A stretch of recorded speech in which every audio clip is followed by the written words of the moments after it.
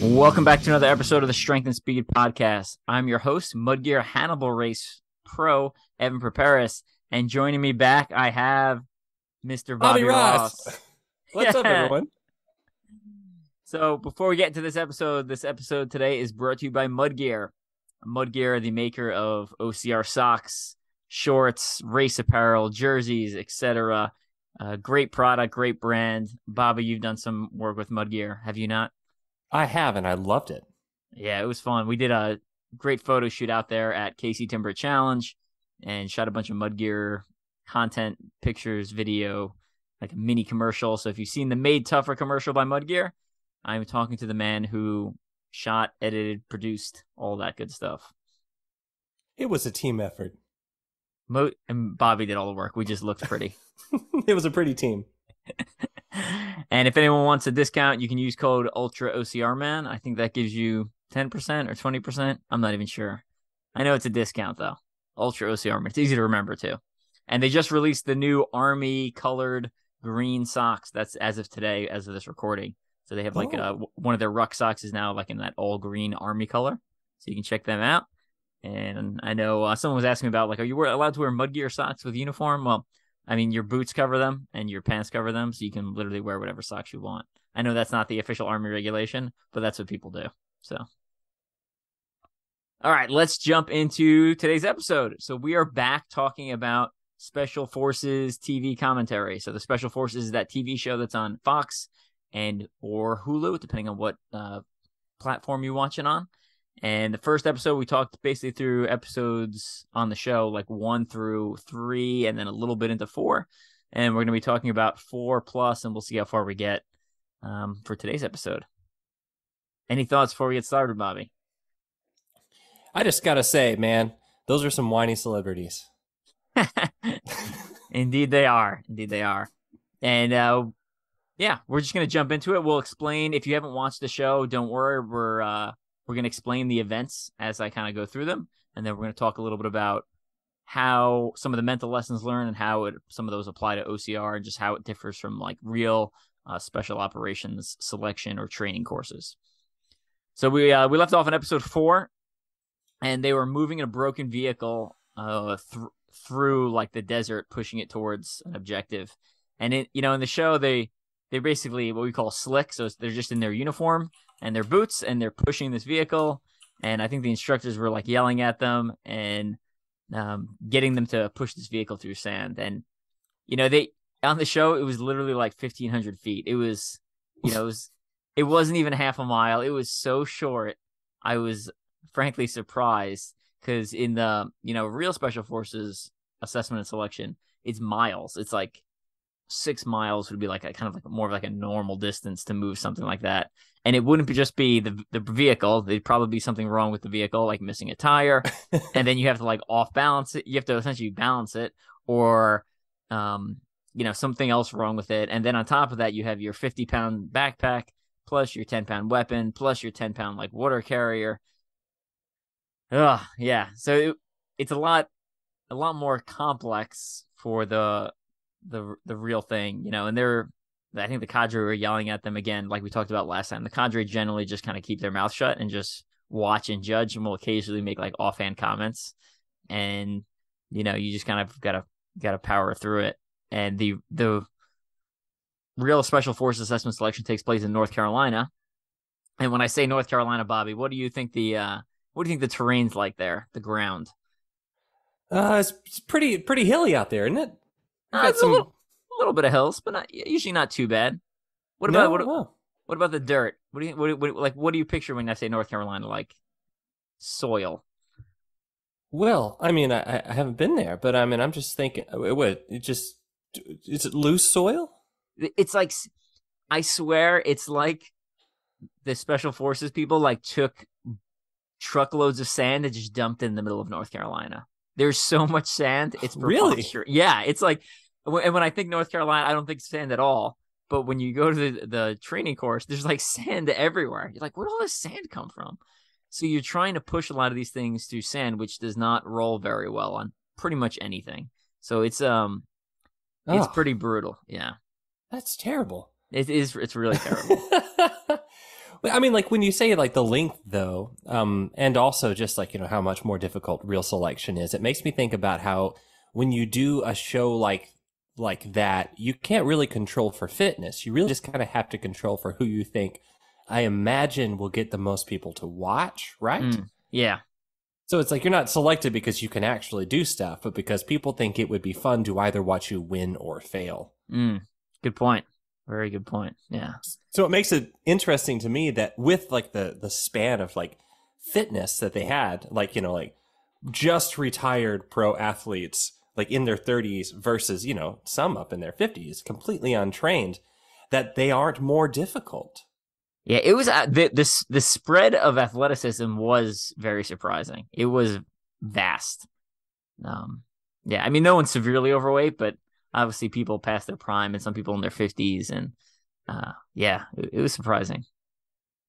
And for obstacle course racers, if you've done Green Beret Challenge, that is essentially inspired, just like this event is inspired by Special Forces Team Week, which has these things where you're building contraptions and you're either dragging something, carrying something, or kind of pulling something towards a target or a goal. So you'll be very familiar if you've done Green Beret Challenge with that type of format, and that's kind of what we saw on the show. You mentioned just when we started, like kind of how emotional people are, and that's pretty on point as far as when you're under a lot of stress, you tend to get hyper emotional. I remember you and I being pretty emotional on our last event. I was super emotional on our last event. You could have you'd have pushed the right buttons. I would have started crying. I was hurting. So you're not thinking at that point, like, right? Like, I mean, you are thinking, but you're entirely engaged in keeping your body moving, trying to move forward. And especially if you're out of your element, you're just kind of like, you don't know the people around you very well either. Like, who do you trust? Who do you rely on? Yeah. That's a lot of mental stress. Absolutely. And they put you through a lot of the physical stress and then the mental stress. They, not so much deliberate sleep deprivation, but you're not sleeping a lot at selection. At Ranger School, you're sleeping very little and it's very purposeful.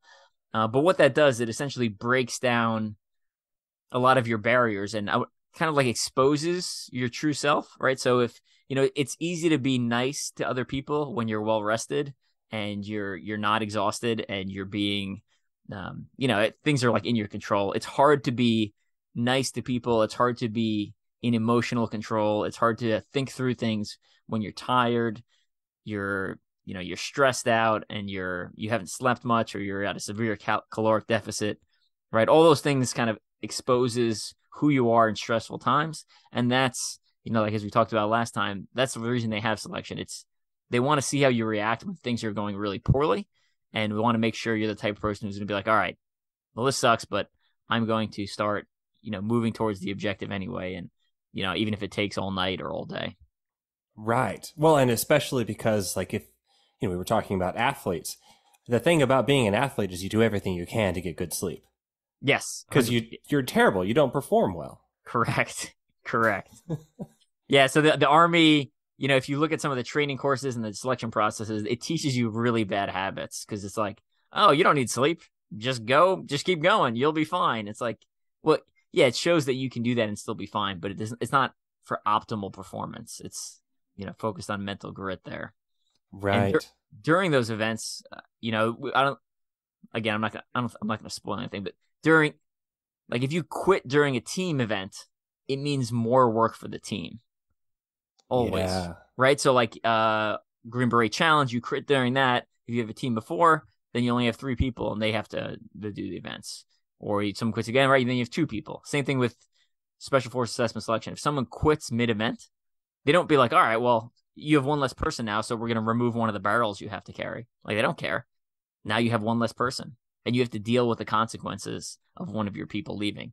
So when you quit, especially in the middle of an event, it really screws people. Occasionally, if your team gets really small, I think I've seen them adjust some of the weights, but it's got to get past a certain threshold before they adjust anything. So when you quit, it has a compounding negative effect. So you're not only letting down yourself, but then you're letting down the rest of your team, and you're making them do more work, which is pretty awful. Yeah. Not into that. Nope. No.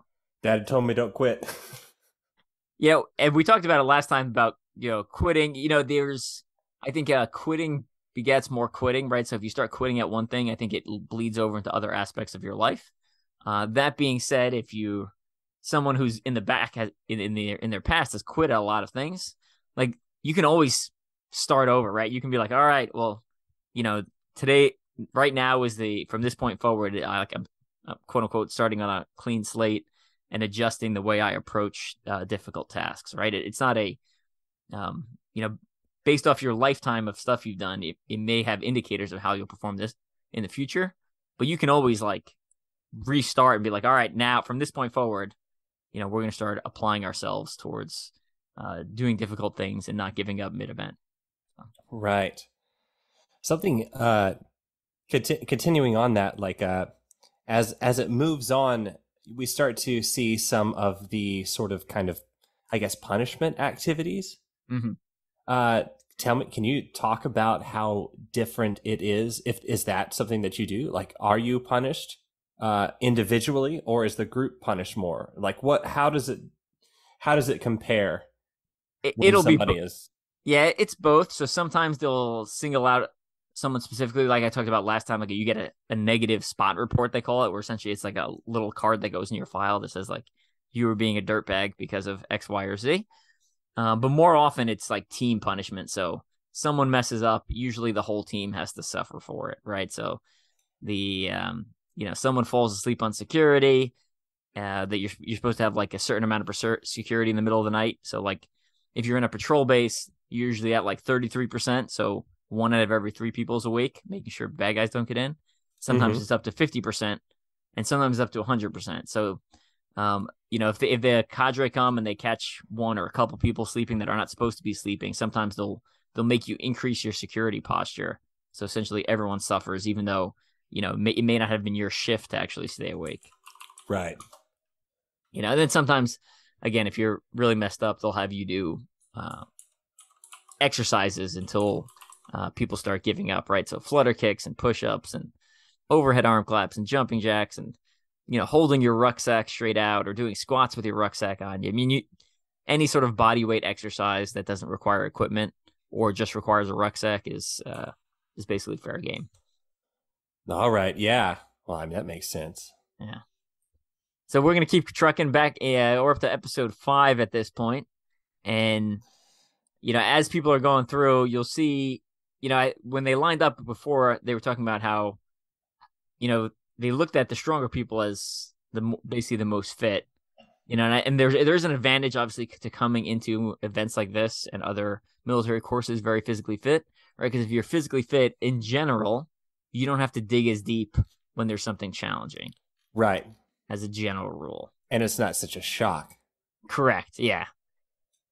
That being said, the events are usually so bad, it usually doesn't matter how fit you are, because everyone ends up pulling, it feels like more than their share of the weight, right? So like a lot of times you'll rotate out who's resting, and if someone is really slacking behind, then you'll end up kind of just picking up the slack. So it's still exhausting. So it really doesn't matter how fit you are; they're gonna find that kind of mental edge and that painful point for you.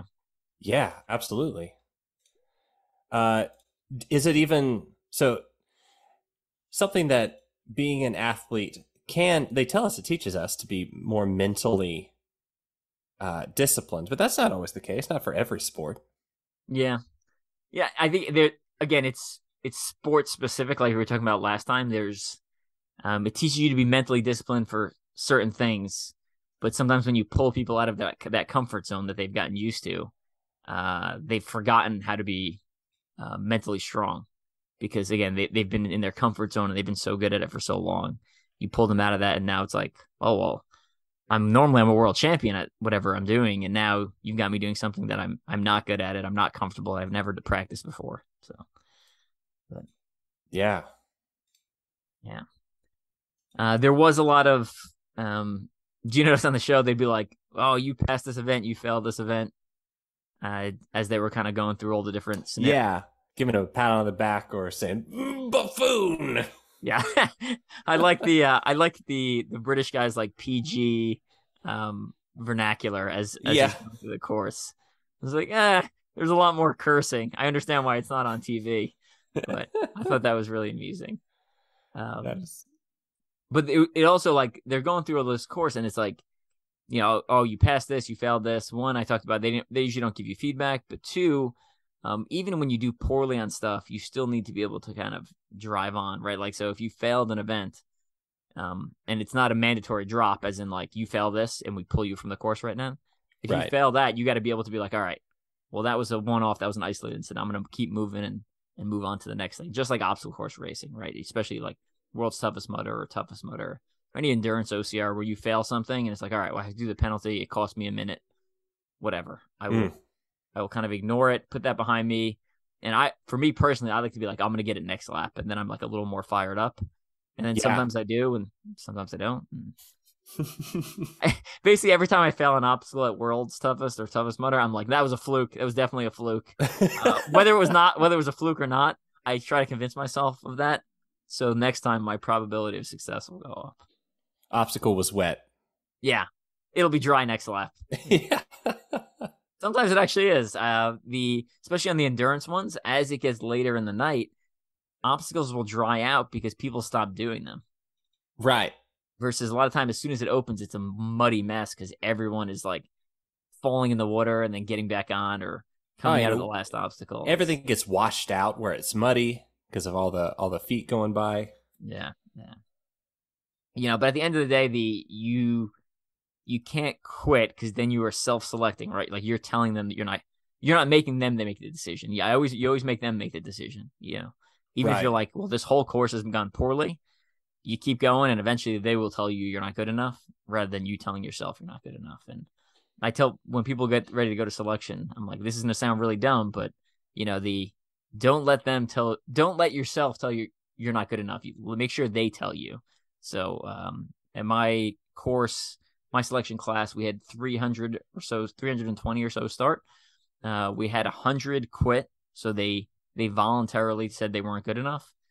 We had about 200 finish the course in 3 weeks, and then about 120 of those were selected. And so about 80 people did the whole 3 weeks, and they were told they weren't good enough for one reason or another. All right, so could be physical, it could be psychological, it could be a team player thing, could be they kind of dug into their background a little more, and they have a history of bad behavior or something like that. Oh, okay. So that is precedented, like kind of the stuff that happened early on. There was a lot of kind of like digging in, and we kind of touched on that in the last episode. But how far in would you get with bad behavior? Yeah, as long as as a general rule, if you disclose the information up front, that's usually better than not disclosing it and then they find out. That's kind of the general rule. And it kind of depends on what your behavior is. A lot of times they typically would weed the majority of that stuff out prior to a course. For the longer courses, right, at selection, they have control of you 24 hours a day, 7 days a week. So there's really not an opportunity to mess up outside of the actual training environment. But for the longer courses, right, so if you graduate the 3-week tryouts, there is a 14-month course, which is like this entire special forces pipeline. And on that, I had weekends off. Most evenings are off. Sometimes you're at home, sometimes you're in the field training. But for that, a lot of people will fail because they do stupid things like, getting into a bar fight or drunk driving or whatever. List of stupid things 20-year-old 20 or 30-year-old does, and take a cross section of humanity, and you put them into that category, and you'll get a bunch of people who will wash out for those reasons. Right. Yeah. The next kind of training event was actually, I thought was pretty cool. It was a driving mission. So they put one at a time. They'd put them in this vehicle, and they'd have them drive through a course. And like insurgents would run out and start firing like blanks, essentially guns that make noise at them. And they kind of had to do like a vehicle obstacle course, which is kind of interesting. And there was explosions and there was like fire everywhere. I love Um, explosions. it was cool. It was super cool. I mean, our budget is not like that.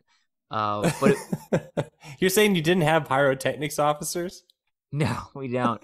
So the only thing you'll typically get is they're called artillery simulators. So it's like a big firecracker. So you'll see the cadre pull it and throw it, and it eventually makes a whistling sound like in an incoming artillery round, and then there's a loud boom. Right, so when you hear the whistle, everyone drops to the ground like there's an incoming artillery round. It explodes, and then you're supposed to get up and run like 100 meters. You're supposed to pick a direction and run 100 meters to essentially run away from the artillery. Ah. So if the instructors want to be mean, they throw one, and if you didn't run far enough or react fast enough, they'll throw another one. And if you didn't react fast enough, they will throw another one. So you're like sprinting through the woods with your backpack on and your gun, and the instructor's just making you just run everywhere. It's pretty terrible. So especially when you're tired, not fun. Is that where you start to make bad decisions? I mean, the bad decision was showing up to the course in the first place. But yeah, Why am I here? you're like, why are you doing this to me? Just leave me alone. I have done some actual drivers, like offensive type drivers training. We did one when we were deployed to Kuwait. We actually used their airfield and put cones everywhere, and we took these rental vehicles and like basically did like zigzag them through an obstacle course, and we used that to teach the Kuwaitis essentially like offensive and tactical driving, which is really cool. Yeah. So some of my guys have actually been through a course run by a contracting company, so a private military organization that teaches that stuff. I have not been through that particular course, but we sent our guys, and they came back with the training, and they share it with the rest of the team. And that's kind of a model of how Special Forces does a lot of their stuff, right? So not everyone on the team gets to go to every training course, but we send one or two guys. They go, they learn the material as best they can. They come back and they teach it to like a smaller, condensed version to the group, so everyone gets a little bit of the training. Okay, that's rad. Yeah, that was a really fun time. So we've got these like cones set up. They're like heavy duty cones, and we're taking these rental vehicles and just like flooring it and doing like J turns and driving backwards and like doing slaloms with it. And we had marked up because we kept hitting cones. Essentially, the side of the vehicle had like cone marks all over it. They were not happy when we returned the rental cars. Hey, we're prepared, right? We're more prepared. They were very like, we had to take them away at one point and then bring them back again and drop them off at a later date. Let's put it that way. So the rental people were not happy with us. But it was pretty cool. We did stuff like that. You do down drivers training, right? So if your driver gets shot, and you're a sitting passenger, how do you react? So that was pretty cool. Yeah, it's pretty wild. And how do you react? You essentially climb over the middle, and we're talking like a Suburban. For a Humvee, it's going to be a lot harder because you physically can't get over there. So I mean, that would be difficult. The gunner would probably have to like drop down and pull the driver out of the way. But for a normal Suburban type vehicle, you essentially like straddle the console or whatever the middle section is, and you basically like put a foot on the gas or the brake, and then your left hand goes to the wheel, and you drive for him while sitting in like the passenger seat. Oh man, just as long as you've got to. Right, as long as you got. I mean, the goal is I don't need to be making fine movements there. The goal is to get out of the area. Right. Yeah, so you're not going down the road just like leaning over from the passenger seat, just like driving around. Yeah, continuing. Yeah, you're just getting out of the area, and then you'll, take your driver, give him medical aid, and continue on driving. So, yeah. And even little things, I thought it was interesting just to watch, because little things like how they hold the wheel, like there's certain, if you're trained for like tactical environments, like how you hold the wheel is important, right? Because if I slam into something and I break both of my thumbs, I'm going to have trouble shooting my gun. Oh. Yeah, so just some like little nuanced stuff to think about. So you drive with a false grip? Yeah, basically. Yeah. So if I hit something, my hands just go flying over and, hopefully don't break all my fingers. Okay. because I don't want my thumb pointing in the wrong direction, right? That's going to make shooting anything very hard. So Yeah. Well, eat your heart out, my high school driving instructor. I'm sure that's what they're thinking right now. Oh, I'm so sorry. You were right, Bobby. that was a lot of fun training. We actually there was like a full bird colonel. It's fairly high rank in the military. We took him out, or was he a general? I can't remember. We took someone very high ranking out onto the driver's training course, and he was an Air Force guy, and we let him like zip around the course, and he thought it was like the greatest thing ever. So he's a fighter pilot, so he was like, "Oh, this is super cool." I was like, "Yeah, cool. Come out anytime, sir." So that was kind of fun. Anyway, the training on the show like simulated what we call a complex ambush. So a simple ambush would just be like an explosion goes off, like an IED. But on the TV show, it's basically a complex ambush. So there was like explosions going off, just like improvised explosive device on the side of the road, and there was people shooting, and there was guys running out. In real life, when explosions go off in combat, they're generally like all dust. Like the big fireballs you see in movies. Yeah.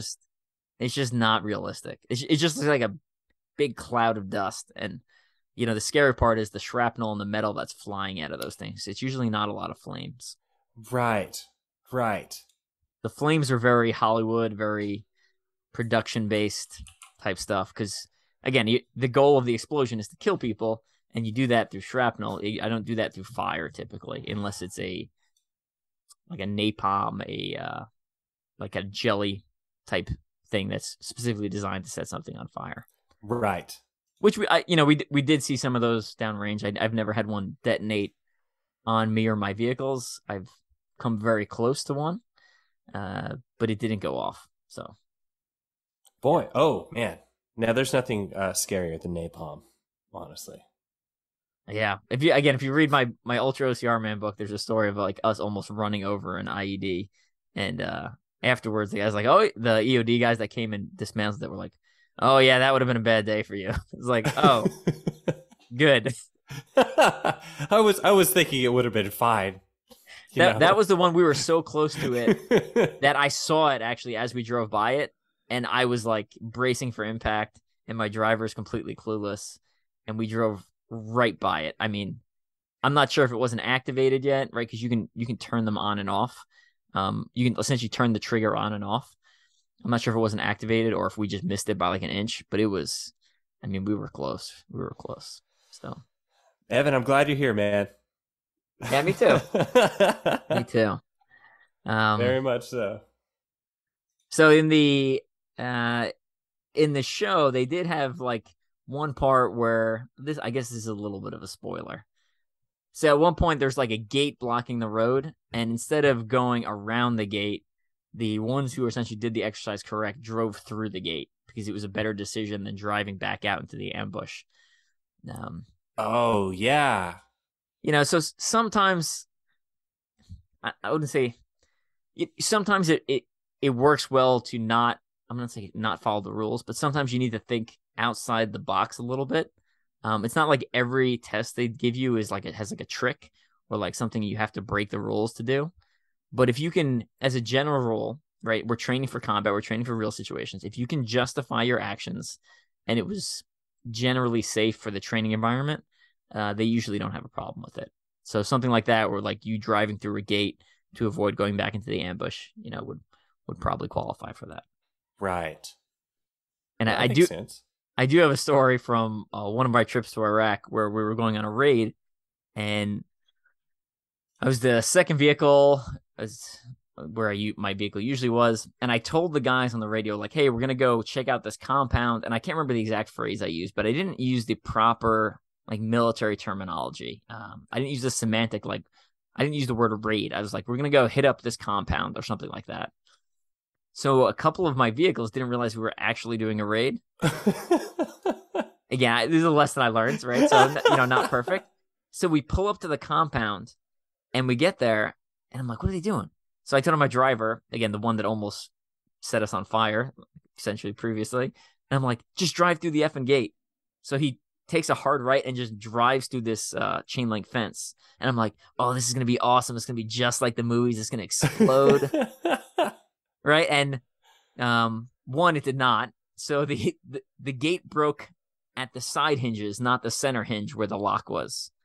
Right. So it was actually fairly anticlimactic. So we were driving, and now we have the like two sections of the fence on the front of our Humvee. You just got a giant cow catcher. Yeah. And we stopped, and then it flew off. Anyway, the rest of my guys are like, "Oh, we're doing a raid. I see."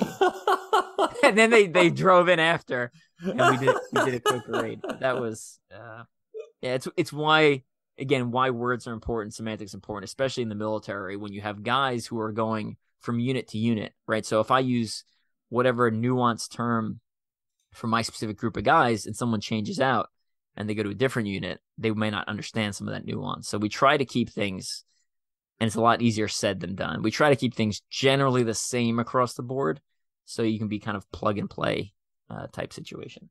Right. That makes sense. Yeah. Let's see. The cadre were yelling at them a lot. That's again, that happens in some training courses, not in selection, but in other courses. And part of that is maintaining your composure, right? So you want to stay calm in combat, and in training courses, right? Because just like quitting breeds more quitting, I think panic breeds panic. So a lot of times when you a lot of my radio calls, even in like stressful situations, my guy said I was like very monotone. Like he's like, you were unemotional. He's like, it sounded like you were just out on a normal patrol when you were in contact, or when we had IEDs go off and stuff like that. So, and basically what I'm trying to do is make sure the rest of my guys can stay calm and can think through their decisions. So, right. Yeah. Everybody escalates. You don't want to like all be escalate. You're right. Yeah. And then all of a sudden everyone's yelling and no one's thinking. Yeah. So, absolutely. So there was a dude who got a little mouthy. How often does that kind of thing happen? Not very often. Essentially, the second you start pushing back on the instructors or getting any sort of mouth with them, they will crush you, right? I mean, they will crush you, and if it's bad enough, they'll just pull you from the course right there. So, it is very, very rare, especially after the longer you're in a course, the less likely it's going to happen, because all the kind of bad apples have been weeded out at that point. So. Right. Yeah. I mean, that just seems crazy to me. It's like, why would you put yourself through all this hell just to make it worse for yourself? Yeah. Yeah. It's not, I mean, they have all the power, right? It's not going to end well. It's like, I mean, it's just like telling off a teacher or something, right? Like if you're a student, like they have all the power, right? It is not going to end well for you. Even if you're right, it's probably still not going to end well. So. Well, even if you are right, what are they going to do? Apologize to you? Right, yeah, they're not going to be like, "Oh, I was completely wrong." Yeah, yes, absolutely. I'm so sorry. I should have been a little nicer to you while I was trying to see if you had what it took to, to be in this program. They were talking about afterwards, like replaying the decisions in your mind. So he's talking about, oh, when this happened, I did this. When this happened, I did this. I'm not sure if that was the right answer, or I feel confident about that. They kind of replay that. Do you do that, Bobby? Like if you have something that's stressful or complicated and you're kind of worried you made the wrong decision, kind of just replay it over and over again in your mind? Oh yeah, I'm still replaying all of them. All of the bad decisions I've ever made. I mean, like literally I can remember like dumb stuff I did on stage in my teenage years when I was just like touring in bands and stuff like that, and like, oh, just cringing. It's not helpful. But I do it. So learn. For me personally, if there's like a situation, like some of the kind of more hairy situations in Iraq, I would replay them in my mind basically all the time for several days in a row, right? Like that's all I would think about and be like, oh, I could have done this, I could have done that. Was this the right decision? I don't know. And I do that for a little bit, but eventually I feel like you just got to accept it. So for me, it usually takes a limit to that. Yeah, it usually takes a couple days.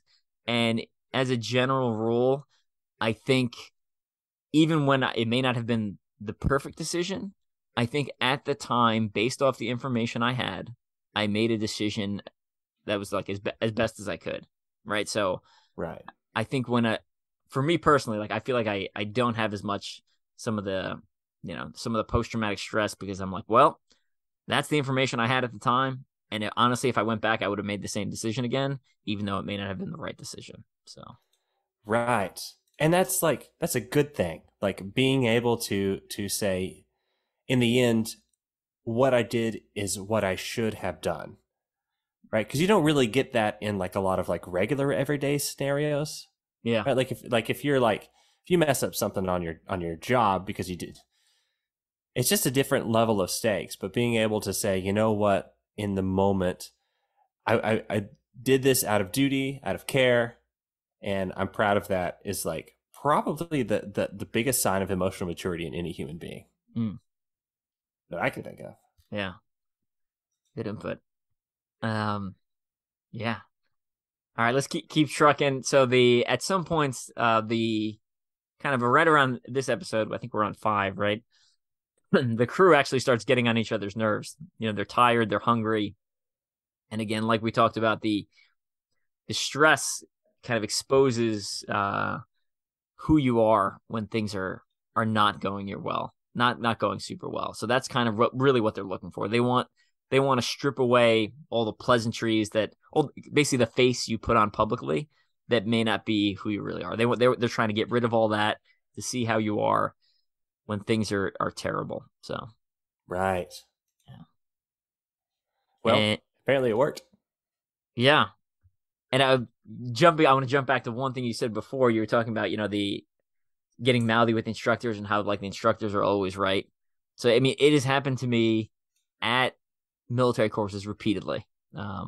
So the first week of Ranger School, first time there, they were doing land navigation, and they said, "All right, when you're done, you meet back here at the red truck." And I said, "Okay." I go, 6 hours walking through the woods, finding points. I get back, and I think I'm in the area, but I'm not 100% sure. And I'm standing near a maroon truck, not a red truck. It's a maroon truck. And I'm like, I think that's it. And I'm kind of just standing around. And before I walk over to check in, the instructor's like, hey, Ranger, why don't you come over here? He's like, "What are you doing?" I was like, "Oh, just looking for my finish point, Sergeant." He's like, "Come over here." And I was like, I come over there, and he marks me down as the wrong finish point, failure. I was like, what the F? Like, I didn't go up to him and gave him my card. He called me over and then failed me. So I had to do the course again. Like, instead of sleeping in the next day, I had to wake up like 3 hours early and do the fucking course again. So. Oh my God. Wait, because you came over to where he told you? He told me to come over there, and I came over, and then he failed me instead of me going to the correct finishing point, which I hadn't officially made up my mind yet. So, yeah. Oh, man.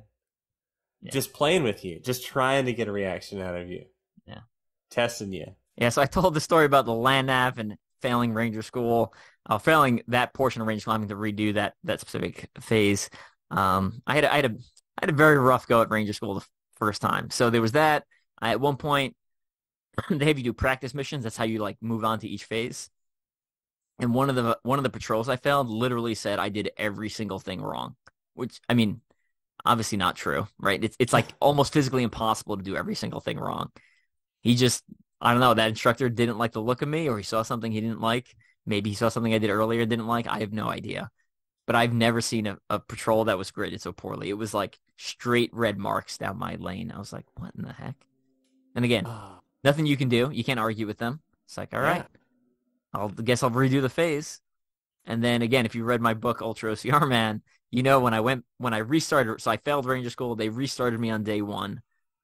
After being sleep deprived and food deprived for several months, I fail on a Friday and restart on a Monday, so I'm falling asleep in formation before the course even starts, which is terrible.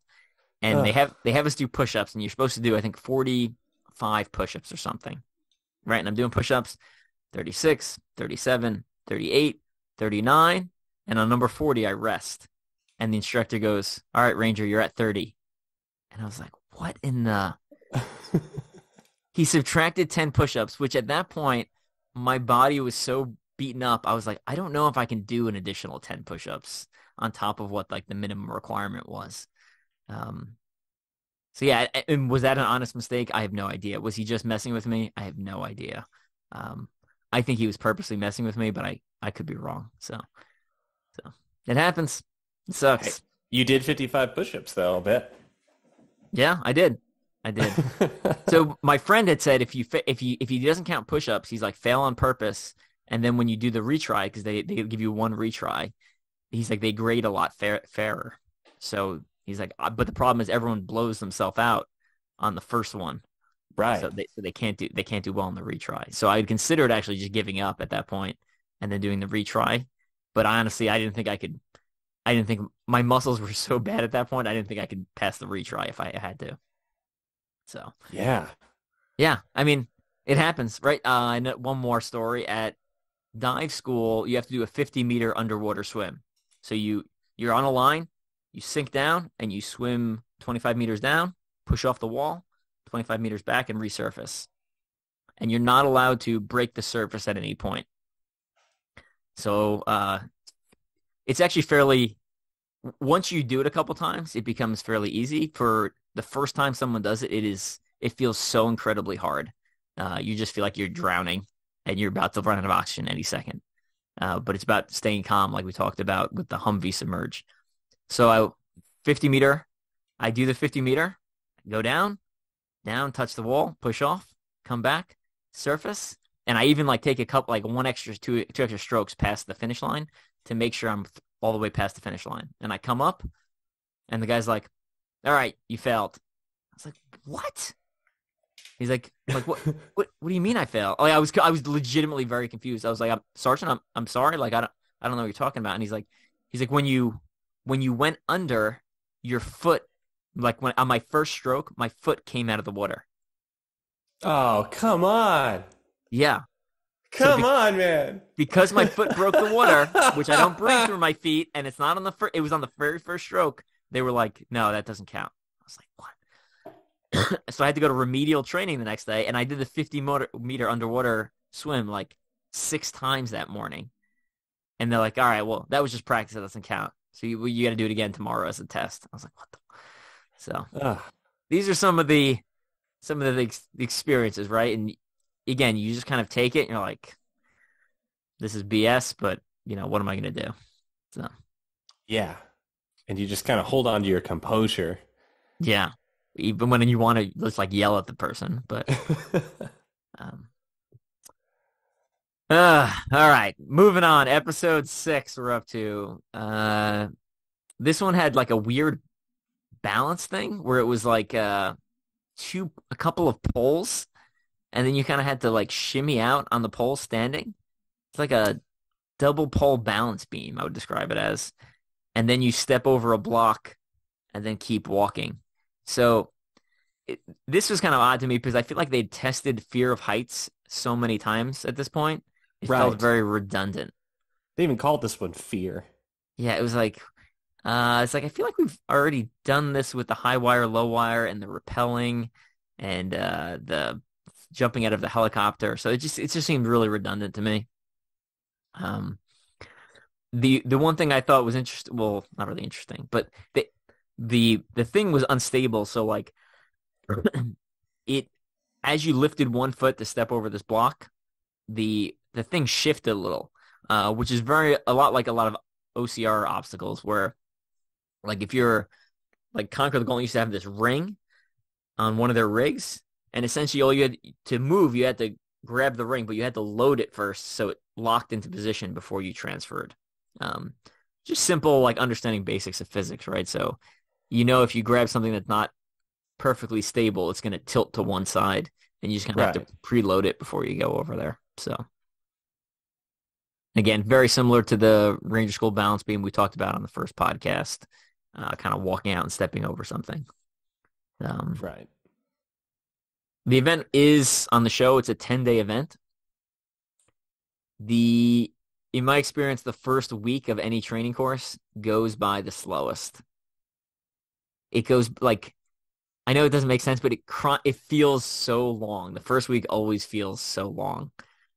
Um, it's probably very similar with like a new job or kind of any new thing you're not used to. Or like even vacation. The first couple of days of you when you're on vacation, sometimes it feels like you're there for a while, and then it feels like the second half of the vacation always speeds by. Yeah, you relax into it. You accept it. Yeah, It's no longer a novel stimulus. correct. Yeah, so military courses and things like selection are the same way. The first week feels like it's taking forever. So the fact that they made it 10 days meant most of the course probably felt like it was taking forever. And then those last 3 days sped by. Yeah. Was that was also the episode with the tear gas, right? Or was that episode 6? That is, I think we're on 6. Oh no, yeah, we're on 6 right now. I think episode 7 is tear gas. This one Gotcha. is the one where they had the we are going to set you on fire and you're going to run out and then roll around in the sand. Oh, that is probably the worst thing I can imagine. So this is one of the few that has like no basis in military training. Really? Why are we going to set you on? Well, one, it's real. That's some Hollywood stuff right there. Right? Like we don't have burn suits. I'm not a stuntman. Like I don't want to be on fire. Why are you setting me on fire? Things have gone wrong if I'm on fire. That is true. So that is complete Hollywood. I mean, the risk assessment to do that seems very high. The amount of like specialized equipment, like that gel to make sure your face doesn't burn and the suit Right, seems right. really complicated. Um, so yeah, it tests certain aspects, which it tests aspects like the gas chamber. So, but it's going to be a lot more expensive. It's going to be a lot more dangerous. Um, yeah, complete Hollywood. Complete Did you Hollywood. ever do that thing? Man, what is it that you would spray on your arm and then you kind of could light it on fire and it looked like your arm was on fire and it would like This seems shoot like up your arm? this seems like something I would have done as a teenager, but no, Yeah. or in my early 20s, but no, I have not done that. It's easy, it's great for quick and easy hair removal. Mm. I'll have Well, to. we did a lot of dumb things in college, but that was not one of them. No, What was it? Was it hairspray or was it just like alcohol? I don't know. I'm gonna find it at some point and we'll talk about it later. But moving on. Yeah, so I've never been set on fire. I've almost been set on fire. My platoon's been hit by lightning. Um, let's see, I got electrocuted trying to get internet up in Iraq. That was a good one. Oh, Left, internet. yeah, our internet wasn't working. I like climbed on the outside of one of the little sheds there, and I guess I touched something that wasn't grounded because it shocked the hell out of me. Like I went flying off of the side of the shed. I had an exit wound. I had an exit burn on the top of my foot. I was like, "What in the?"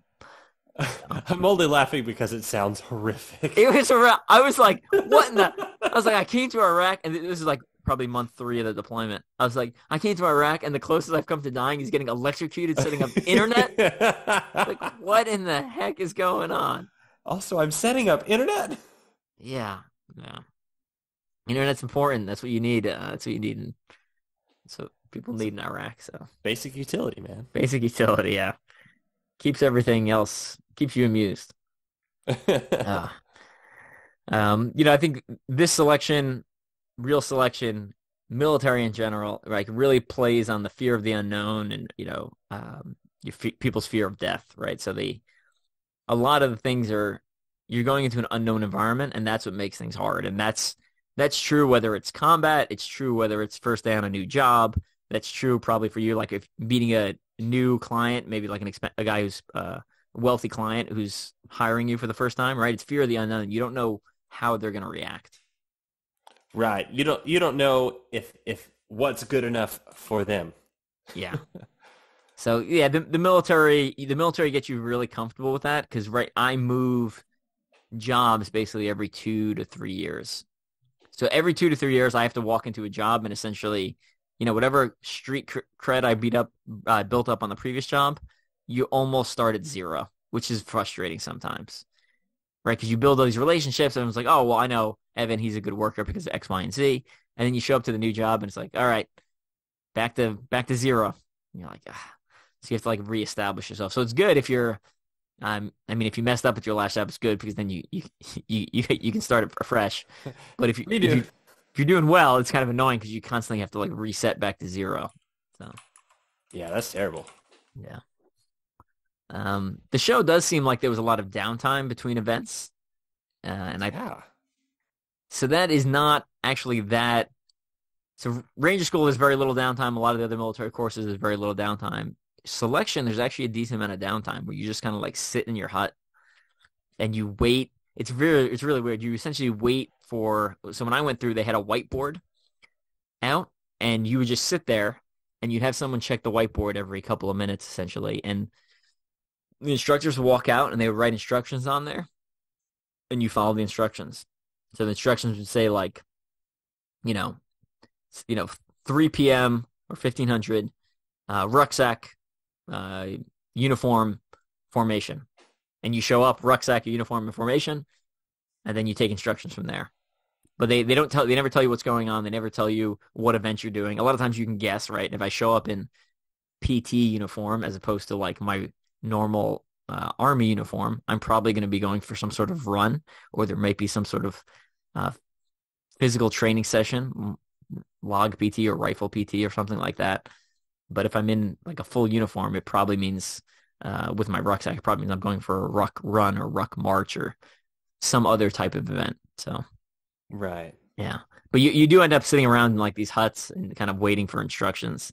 I think they may have changed it now where, yeah, I think it might be digital and it's just like a TV screen and it appears, which is actually harder because then you kind of constantly have to watch it versus we would look for the instructor walking out of the hut to write on the board. And that was like our trigger to go check it. So, Gotcha. all right. Episode 7, trucking along. Yeah. Things are getting intense here. They did have a prayer option on Sunday. So they let them pray. So that's fairly common in most military courses where they, not like you get the day off for Sunday, but a lot of times they'll give you like an hour or something for prayer. At Ranger School, everyone goes to church at Ranger School. And the reason is because the chaplain doesn't care if you sleep in church. Oh, one more hour. Yeah, so people will go in there and just rack out super hard. Like, and the chaplain knows it too. He's like, guys, just come to church. He's like, I'm not gonna wake you up. It's okay. And like everyone goes. So it's pretty funny. It's usually like non-denominational or some sort of Baptist type thing. So the chaplains usually, I think there's a lot of Protestant or Baptist chaplains, but the service itself is usually just generic, either generic Christian or sometimes just even just generic, like, let's pray for the Lord type thing. So, yeah. And for me personally, I thought that was more, I feel like I was more prayerful or spiritual, religious, whatever you want to call it, in training courses than I was in combat. Oh, really? Yeah. So like, I feel like, good Christian values, right? They're like, thou shalt not kill. I feel like that makes me doing my job, even though the people are bad, right? And they're trying to kill me and I'm responding in kind. I feel like that makes my job harder. But in training courses, it was make believe essentially. So I had, and I was worried about passing versus, it sounds real, like we're like military course. I'm worried about passing. In combat, like if I die, it's no longer my problem because I'm dead. I know that sounds weird, but it's like, oh well, then it's not an issue anymore because now I'm dead, and I don't have to worry about that. That's someone else's problem. Yeah, I don't know if other people feel the same way, but that's kind of my. I found I always feel more religious and more spiritual in training courses than I actually did in combat. So. I don't know. Yeah, I guess that's fair. At this point, so we're in episode 7. At this point, again, not going to give any names or anything, but they're at about 33% of the classes remaining. So going into the show, that's what I was expecting. Basically, 25 to 30%. It was kind of what I was expecting to make it to the end. I'm not going to tell you what the actual number is, but by episode 7, I'm like, all right, we probably about settled into, like, the people left are probably going to be who makes it. So, Ranger School, similar passing percentages, 33 to 50%. SFAS, Special Forces, again, we had about 33% pass selection, and then probably out of those, another 33% didn't make it through the 14-month training pipeline. So, Yeah. Right. Yeah. So Go for it. tear gas. This is there. Now we get to it. Now This we is the get to good stuff. the tear gas one. So that's the one. So they're in like, there's basically this Connex, this container. It's like a multi-Connex connected thing, and they have to run in, and there's tear gas going off. They think they come in with a mask. They remove the mask. They have to say their name and their social security number, and then they have to go find a bag and leave with the bag. So the name and social security number, we did that in a lot of our basic training type courses. Straight out of military training courses. Actually, the only time most people will do CS training, the gas training, is in their basic training type course. Right. It's not something we do early on. Yeah, it's not something we do regularly. It's not something that happens annually. You don't have to get recertified. You experience it once. You're like, that is terrible. I know what that feels like. Let's not do that again. It's kind of the mindset, and it's bad. It's worse than it looks on camera. This is one of the things I'll be like, no, like the camera doesn't quite capture how bad it really is. I mean, your eyes are burning, your skin is tingling. The skin tingling is not too bad.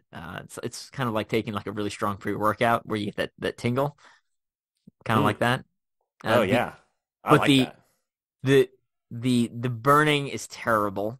And I like hot stuff. Like it still doesn't matter. It's terrible. And the worst part is like when you feel like you can't breathe, so you like take a big breath in, but then that makes it feel like you can't breathe either because it's like it's burning your lungs. So it's oh man, yeah. And supposedly there's like a small percentage of the population that tear gas does not bother them. And I remember going into the chamber and being like, oh, but maybe I'm that 1%. No, you're definitely not. Like no one is. I don't know where this magical person exists, but supposedly some people, it doesn't bother their respiratory tract. It is bad. Yeah. Ugh. Yeah. So I've done gas mask training one other time in the military, and it was actually voluntary the second time. So it's not something you'll experience at a lot of these like training courses. But we had watched, or I had watched an episode of Doomsday Preppers where people were building their own gas masks. And I come into work the next day and I'm like, I was in charge of a chemical recon and chemical decon detachment at the time. I'm like, dude, can we build our own gas mask? And my guys were like, yeah. He's like, and then let's go in the gas chamber. And I was like, and I stared at him. He's like, sir, do you want to see if it works or not? And I was like, that's a really good point. I was like, let's do it. So it was like, I felt like I was in high school. Like everyone went home and built their own gas mask with whatever they thought was going to be a good idea. And we came in and we rented the gas chamber for the training environment. You rented the gas chamber. Yeah, you reserve it. I guess you're not renting it. You reserve it, right? Like it's owned by the installation, and you hey, we're having a gas party, guys. Yeah. We rented the chamber. So I love this. So my NCO comes in. He's like, "All right, sir, I put 6 tablets in to the chamber," and I'm like, I have no idea what that. I'm like, that seems like really high. Like, what's a normal amount of tablets? And he's like, well, you're supposed to put 1 tablet in to charge the chamber, and then you put a second tablet in per 50 people. And I was like, what? I was like, there's 12 of us. You put 6 tablets in? He's like, sir, do you want to know if these work or not? And I was like, fine. So it was so thick. The gas was like, I mean, it felt like you could touch it. It was just like that's how thick it was in that room. And we went in there with our homemade gas masks, and it was one of the funniest days of work. We had such a good time testing these things out. Did they work?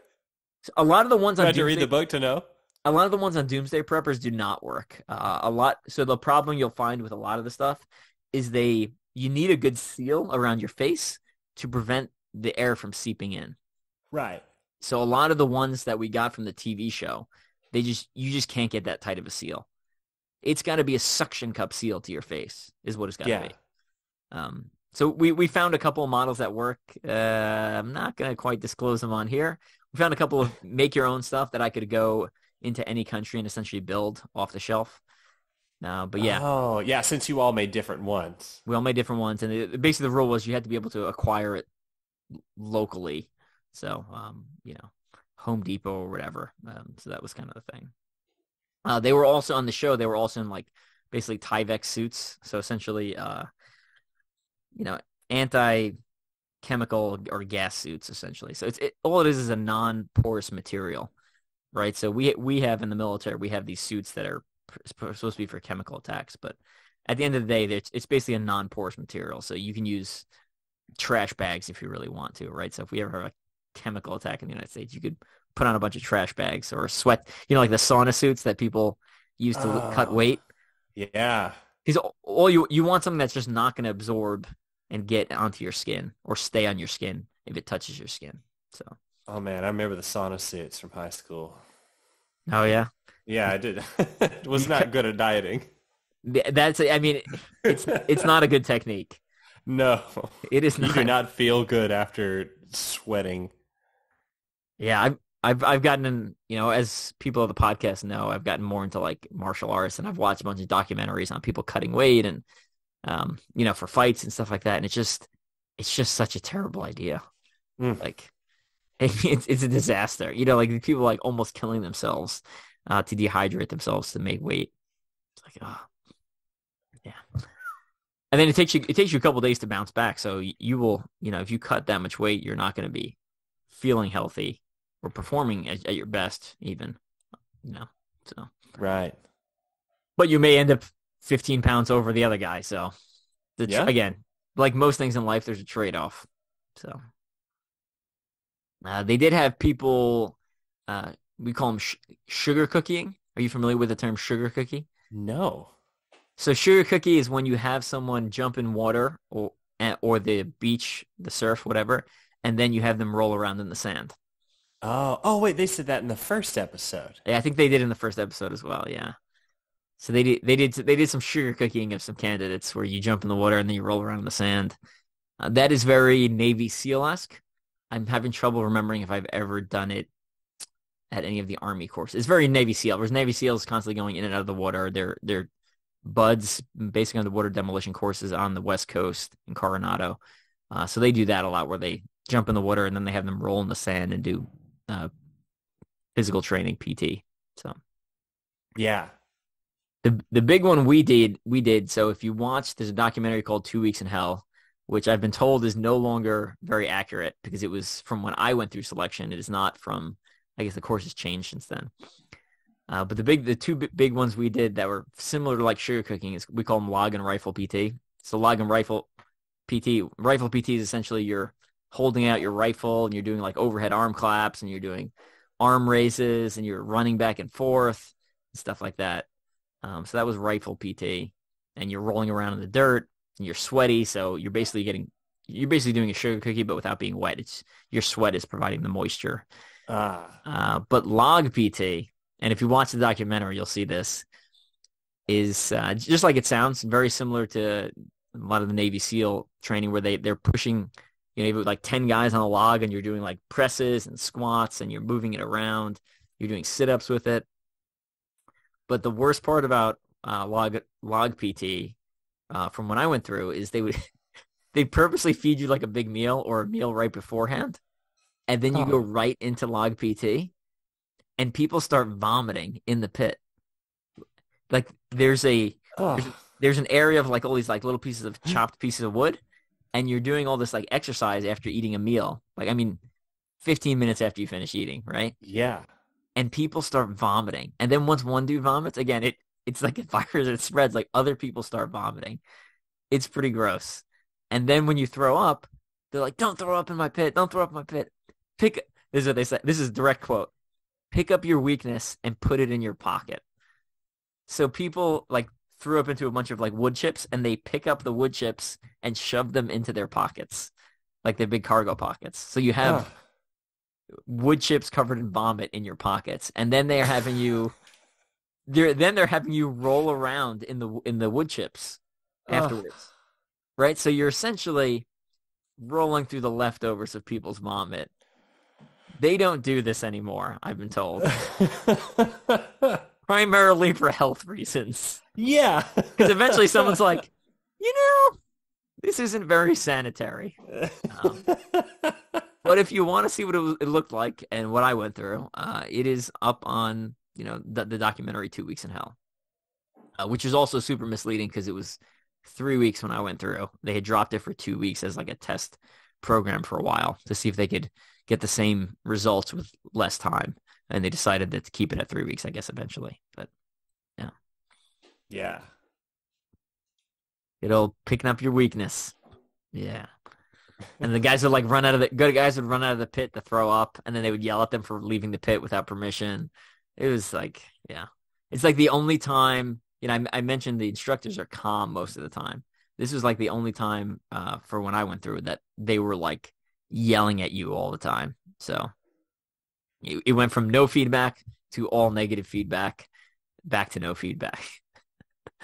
So, they as you're doing as you're doing the log PT, they'll walk up to you with their notebook, like look at your roster number and write something down, and then like walk away. Again, they don't say anything. They just walk up, start writing. Sometimes they're writing your number down. Again, sometimes they're just messing with your mind. So, right. Some people started talking about some food cravings, so that is 100% legit. Every time I went to a long training course, a lot of people keep lists of like all their food cravings, especially at Ranger School when you're severely calorie deprived. Yeah. And they make a list of every disgusting thing you want to eat, like every unhealthy, like sundaes and, pies and whatever, right? Double cheeseburgers, and they make a list of everything. So when you come out of Ranger School, it's 2 months long, you are typically about 20 pounds lighter than when you went in. And when you go in, you're generally in good physical shape. So it's not like I'm losing 20 pounds of fat that I didn't need. You're losing fat and muscle, and you're starving all the time. And when you come out, people eat everything. Like it is disgusting. It is disgusting. People will go from like looking like a concentration camp victim coming out of the course, and then a month later be like legitimately fat. It's so unhealthy. But yeah, I had a list of stuff like, oh, I'm gonna eat this, and then I'm gonna eat this, and then I'm gonna eat this, and you come out and you just like binge eat, and then you feel gross, and then you can't run anymore because you're chunky for what you're used to. Oh, it's rough. So when I went through the special forces training, I essentially I reverse dieted coming out of that to come off a little slower because I learned my lesson at Ranger School, like not to just give into every food that I wanted. So right.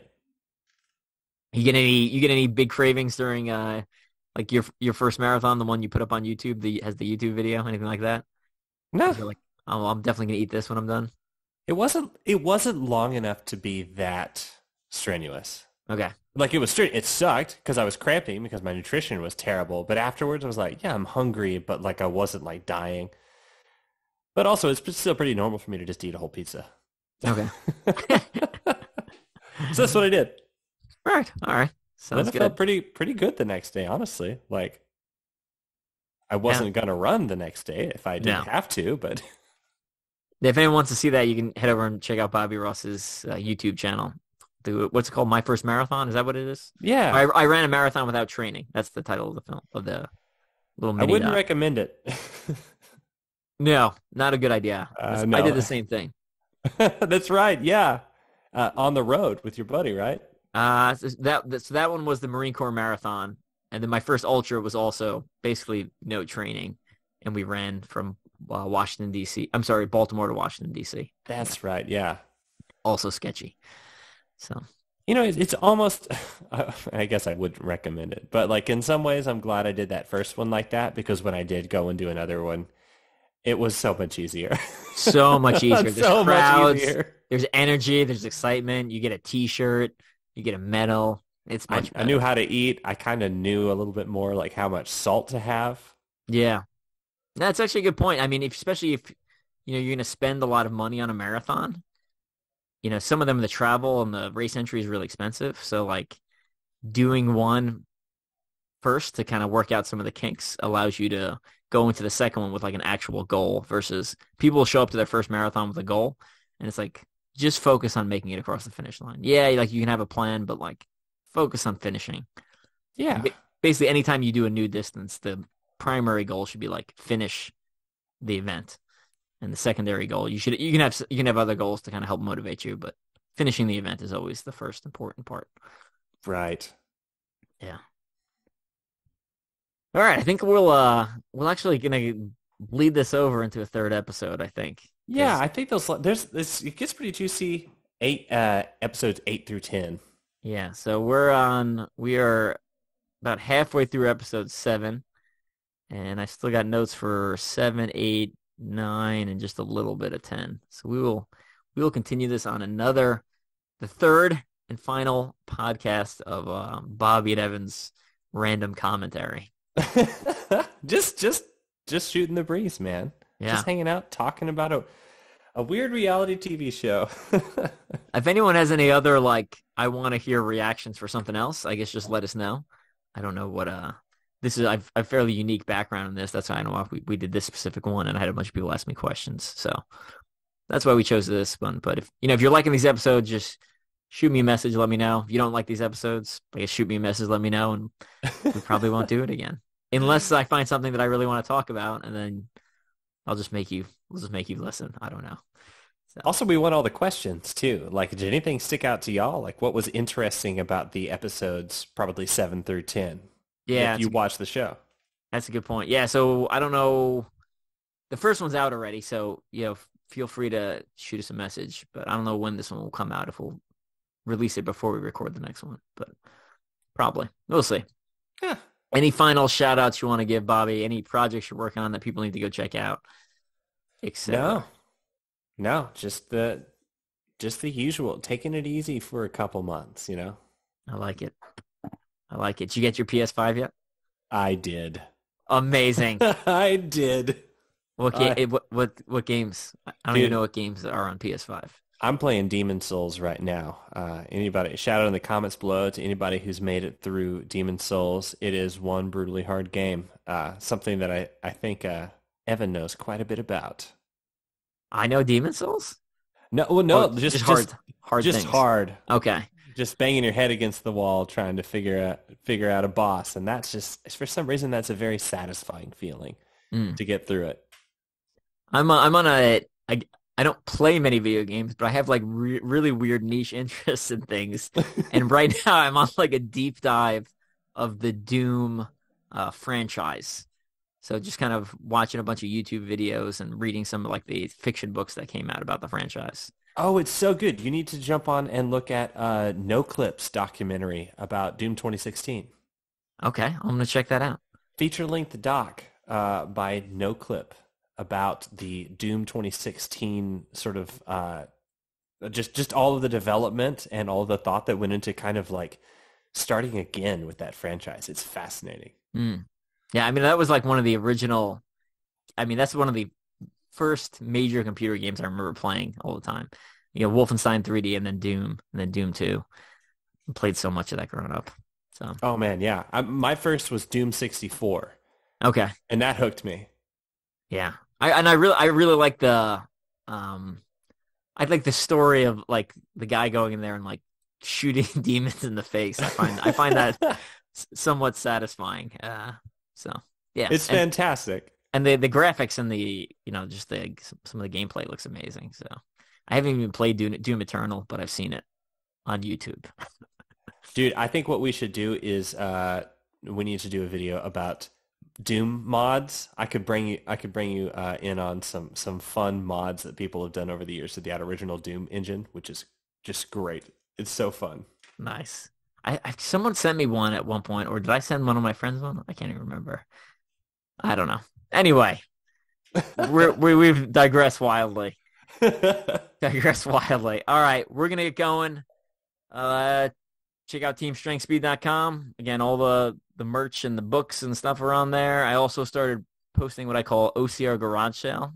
So I have a bunch of so I'm getting rid of some of my books that I've like other fitness books that I've read. So I have a bunch for sale on there. They're lightly used, so I think they're 2 for $10. But some of the books are like $20 or $40 if you bought them new. So you can you're interested in fitness books, you can head over and check that out.